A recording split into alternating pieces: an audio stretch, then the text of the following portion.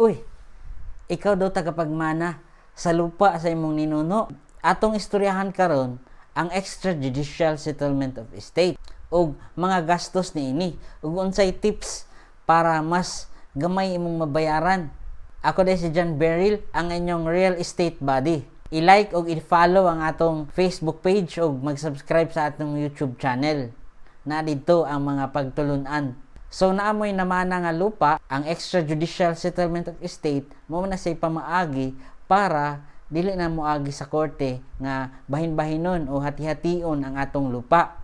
Less hassle o less drama o medyo less pud ang gastos. So kung naamoy namana nga lupa, unya imagine inyong bahin-bahinon ang yuta. Una karon magkasundo sa mo. Sa pagbahin-bahin o sa pagpatransfer sa titulo ng lupa, pwede man kamutanan mapangalan sa isa ka titulo. Ug mao kini ang inyuhang mabayaran.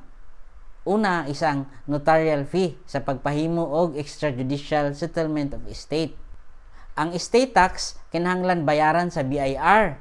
Kinahanglan pod og affidavit of publication. Unya ipapublish ang inyong extrajudicial settlement of estate sa general circulation sa newspaper ba. Ang transfer tax, bayaran ni siya sa treasurer's office sa inyong munisipyo o sa city hall.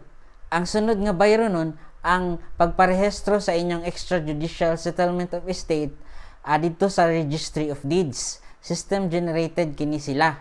Sa inyong panagsabot sa mga tagapagmana, ang kinahanglan nyo planuhon ang inyong budget. Ang atong nahisgutan nga mga fees o mga taxes ay kinahanglan ninyo isaalang-alang. Kinahanglan ninyo magpahimo o written nga agreement sa tagapagmana. Kay aron dili mo mag-away. Magkonsulta pod sa mga professional, sama sa abogado o registered real estate broker o mananaw sa atong mga videos. Mas taas na videos na sa YouTube channel ato nang na-upload. O di ba? Daghan day bayro nun sa pagpa-transfer sa titulo sa lupa paingon sa mga tagapagmana.